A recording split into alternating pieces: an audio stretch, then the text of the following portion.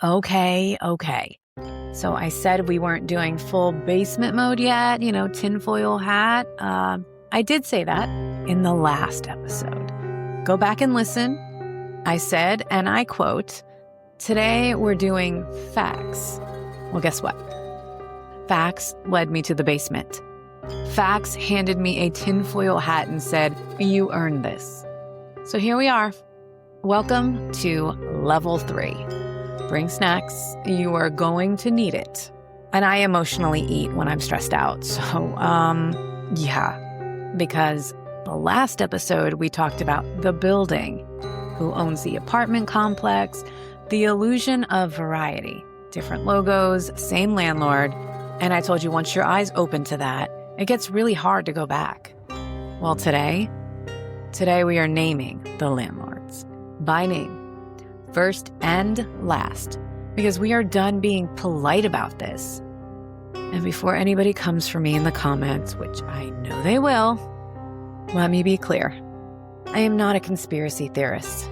I am a woman with a search engine, a receipt folder, and a deep, abiding distrust to anyone that tells me to stop asking questions. That's it. That's the whole platform. So, let's go. I'm Christy Chanelle, and this is Sassy Politics.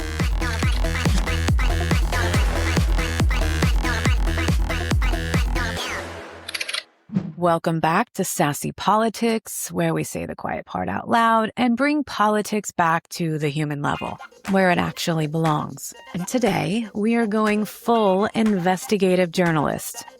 This is the bonus episode. This is level 3.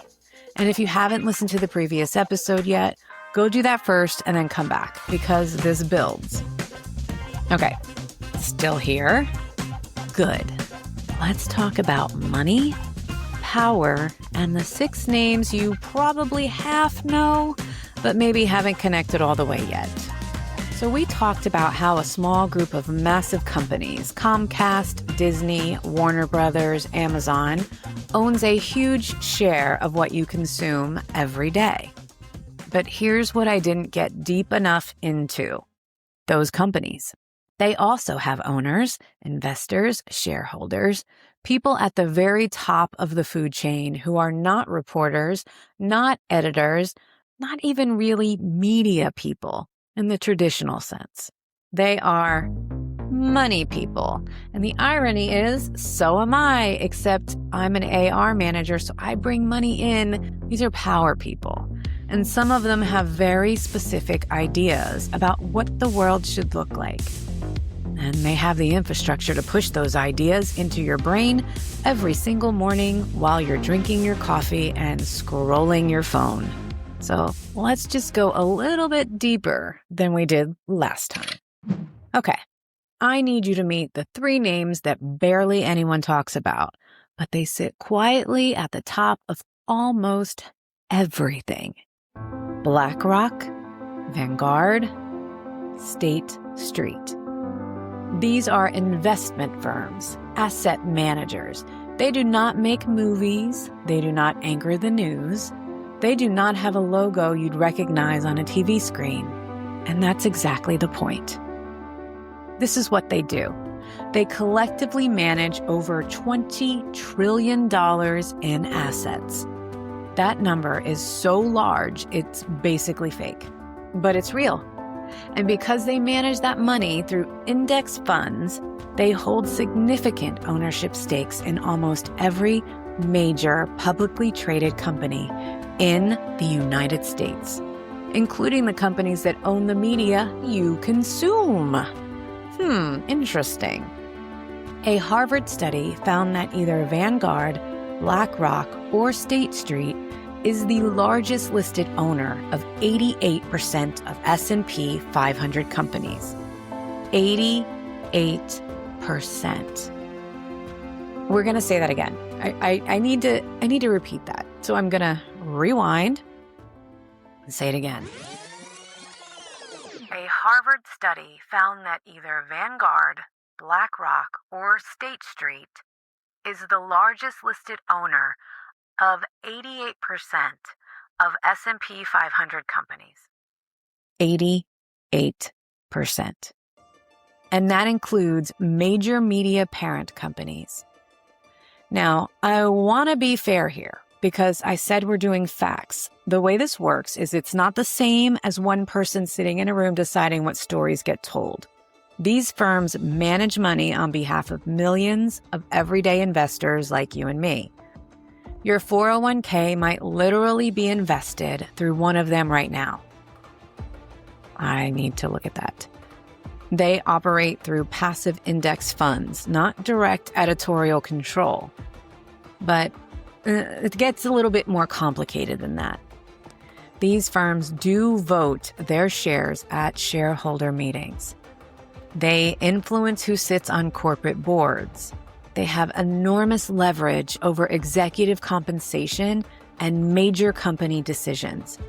And when you hold a significant stake in ABC's parent company and CNN's parent company and Fox's parent company, all at the same time, you have a quiet but very real interest in the stability and direction of all of them. Boomerang has called BlackRock the fourth branch of the government because it's one of the only private entities that works directly with the Federal Reserve.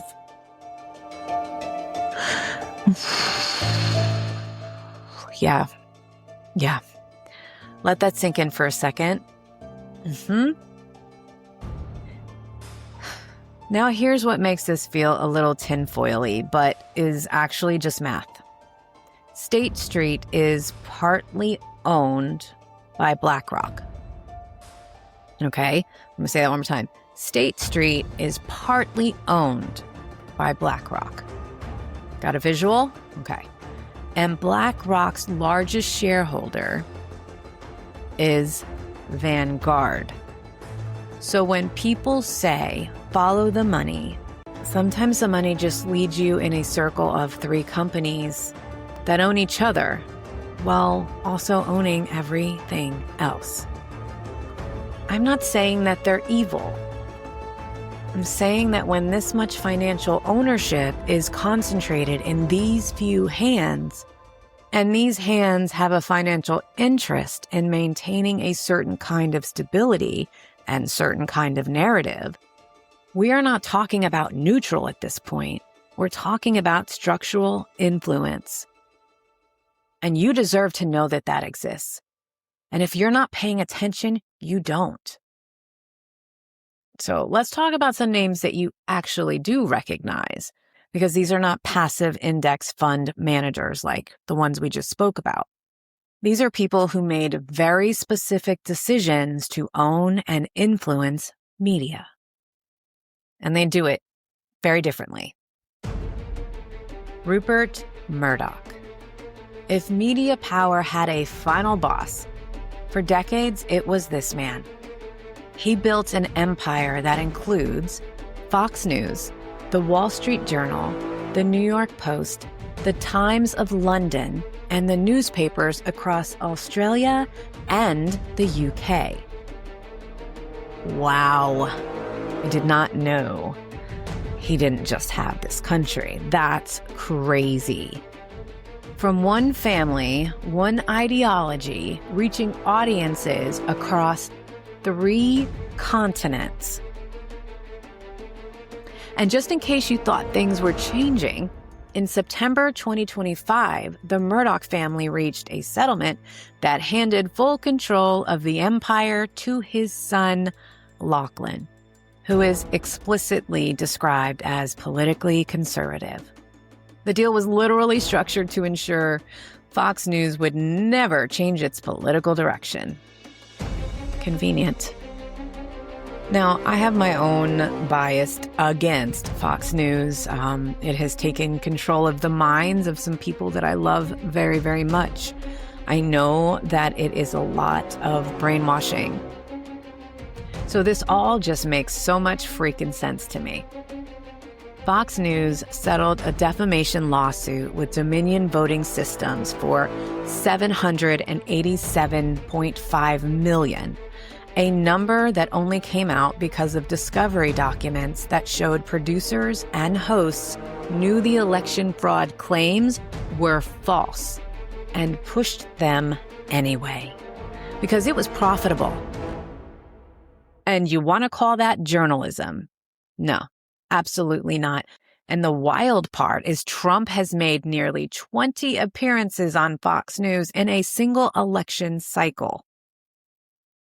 Their ratings crush every competitor. Their stock has soared.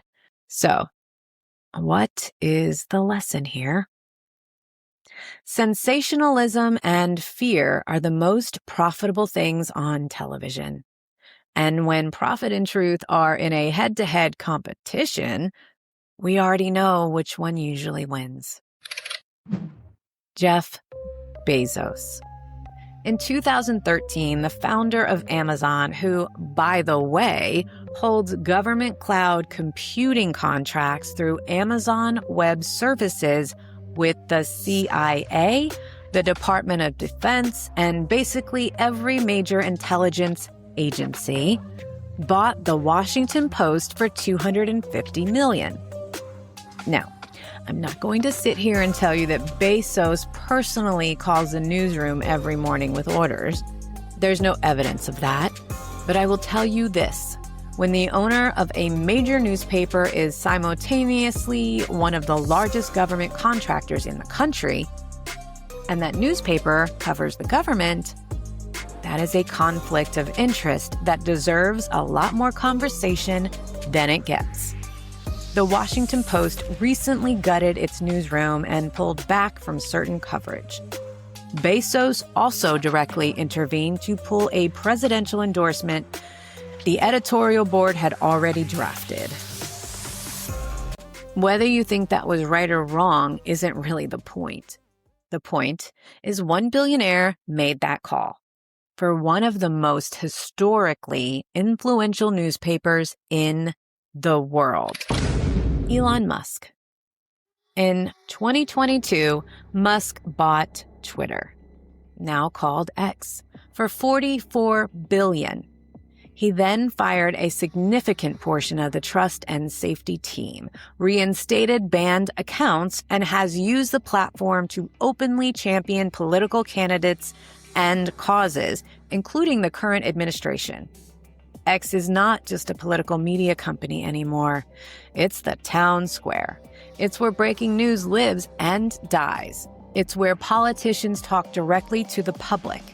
And it is owned by one man who uses it as a personal and political instrument.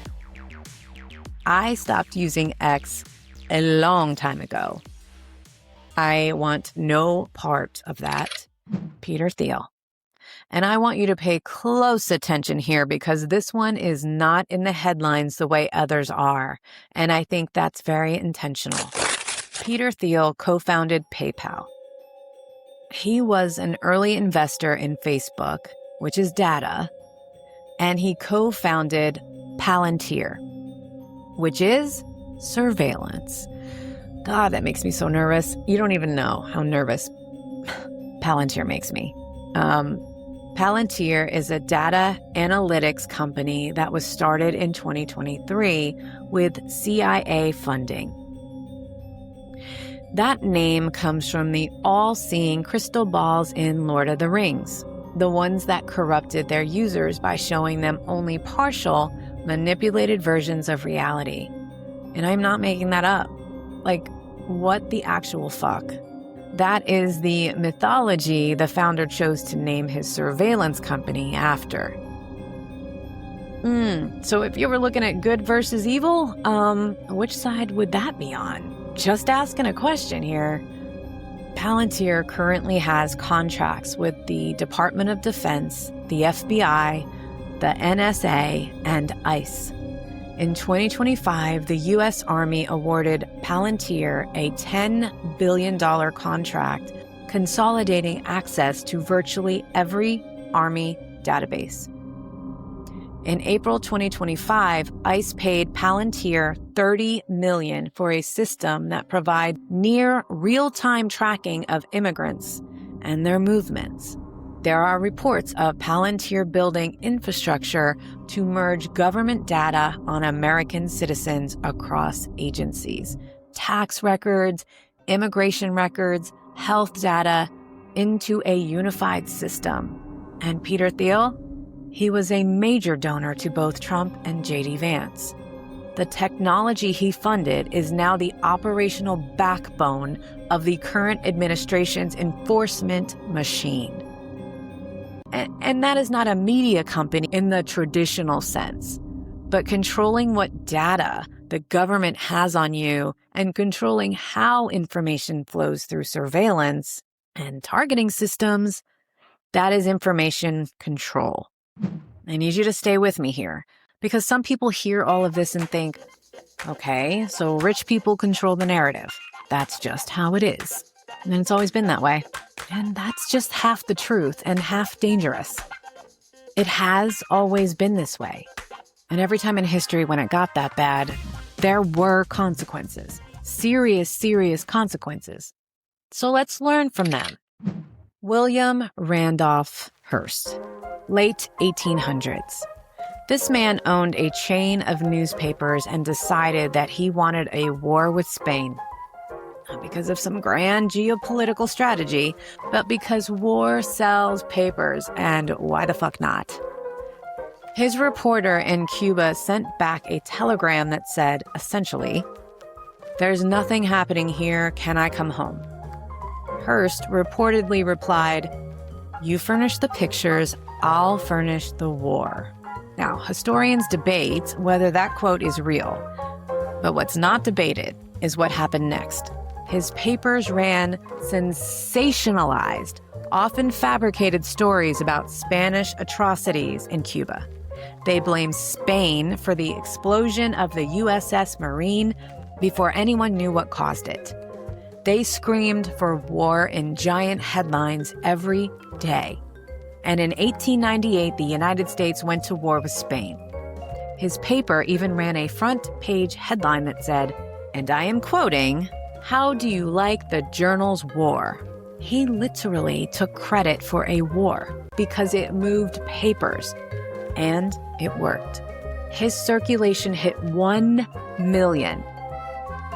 Does that sound familiar? Sensationalism, fear, emotional manipulation, outrage sells. Different century, same playbook. Goebbels and Nazi Germany.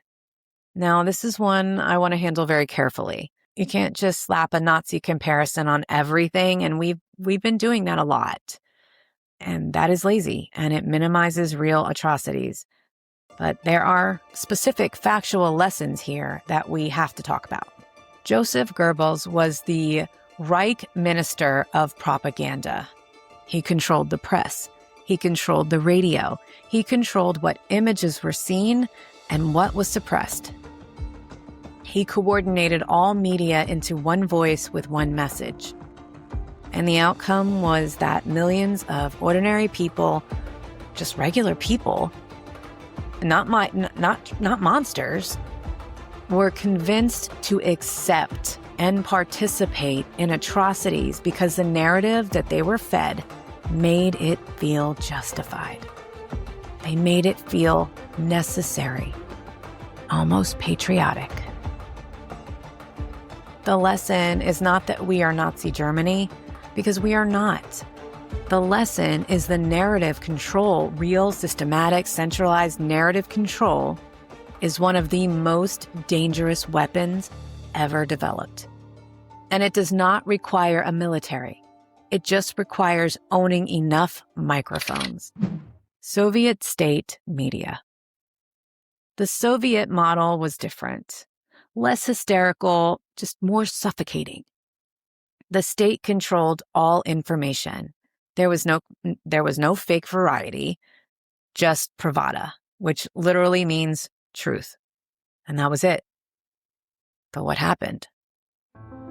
People stopped trusting anything, not just propaganda, anything. When you know the information you're receiving is manipulated, you develop kind of a permanent cynicism that makes collective action just about impossible. You just don't know who to believe. You don't know what's real, so you just survive. You stop trying to understand and you just try to get through the damn day. Does any of that sound familiar? Because I feel like a lot of Americans are in that exhausted, cynical place right now. Of course, we don't have Soviet state media, but the overload, the manipulation, the constant performance, it creates the same emotional result: paralysis, distrust, withdrawal. Operation Mockingbird. This one is real. Confirmed, declassified. This is not a theory.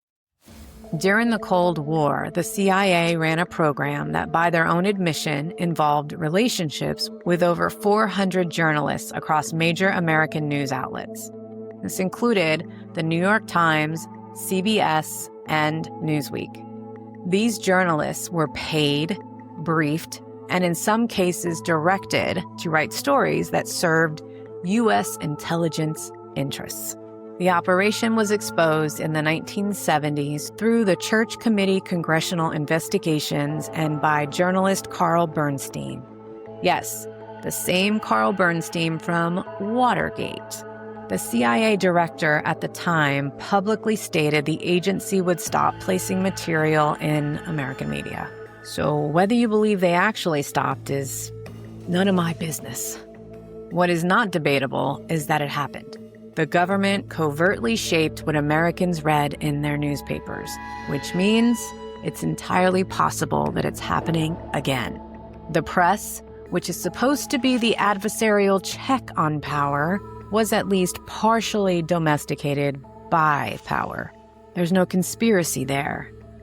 This is a congressional finding. The receipts exist. So, let's put all of this together. 1890s, a rich man decides what war to start because it helps his business. 1930s and 40s, a government decides what reality its citizens are allowed to perceive. Cold War. An intelligence agency quietly infiltrates the press. Today, 6 or 7 individuals, and my son would jump in and say 6, 7, and 3 massive financial institutions hold significant influence over the majority of what you watch, read, share, and scroll. The specific mechanisms change. The people change. But the pattern is the same. Powerful people. When they get control of information, they use it to protect and expand their power. I mean, it's not always malicious. It's not always conscientious either. And the thing that makes this more complicated than the historical examples that I just gave you is that the manipulation is not just on your television. It's in your hand. It knows your name. It knows what makes you angry. It is optimizing for your most vulnerable emotional moments. It's serving you content at 2 a.m. when you can't sleep and you're already anxious. And the algorithm knows that about you. That's a level of access to the human mind that Hearst couldn't have even dreamed of. So before you spiral, because I see you, I am you, I know what it feels like to learn all of this and just want to throw your phone in the lake. Let me bring it back down. And you need to know this is definitely not hopeless. Knowing this is the beginning of being hard to manipulate. Because here's what all of these systems, from Hearst to cabals to Mockingbird to algorithm, from Hearst to cabals to Mockingbird to the algorithm, all have in common. They only work when you don't see them. The second you can identify the frame loses its grip on you. Not completely, not forever, but enough. So here's your homework. And I'm serious about this. The next time you feel a strong emotional reaction to a headline, especially anger, fear, and that can you believe this feeling? Pause just for 5 seconds and ask yourself, who benefits from me feeling this way right now? Who put this in front of me? What am I not being shown? That's it. That's the whole skill. 5 seconds. That question. You don't have to have all the answers. You just have to stop being on autopilot. Because the machine, whether it's a 19th century newspaper baron, a Cold War intelligence agency, or a 21st century algorithm, the machine depends on you not asking that question. So ask it every time. And then tell somebody else to ask it too. Because that is how this spreads, by people deciding that their brains belong to them. We are building something at Linked We Stand. A community where people can talk about this stuff without feeling crazy. Where you can ask hard questions and not get canceled or dismissed or mocked for wanting to understand the world you actually live in. Go to linkedwestand.com, click Get Involved at the top right, put your information in, and get started with us. Because this is not a solo mission. It never was. You are not crazy. You are not paranoid. You are paying attention. And paying attention is the most revolutionary thing you can do right now. I am Christy Chanelle. This is Sassy Politics. I will see you next Tuesday. And yes, I know. I said we weren't doing a full basement mode yet. I lied, but only a little.